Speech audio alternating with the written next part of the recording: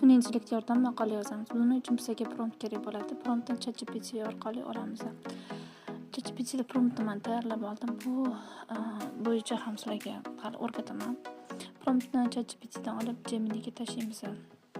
Promptimiz inglizcha bo'lgani uchun bizga savollarni ingliz tilida yozib berdi. Biz buni o'zbek tilida yozib berib so'raymiz. Maqola bo'yicha 10 ta savol berdi.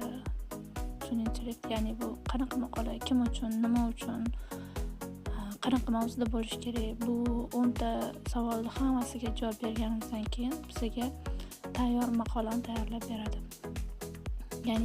Ya'ni shu Gemini nima yozish kerakligi, qanaqa yozish kerakligini aniq to'liq ma'lumotga ega bo'lsa, ya'ni biz xohlagan narsalarni unga tushuntirib bera olsak, bizga u tayyor maqola chiqarib beradi. Mana hamma narsani yozdik. Endi maqola yozish bo'yicha prompt kimga kerak? Biz prompt deb yozib qoldirsakmi?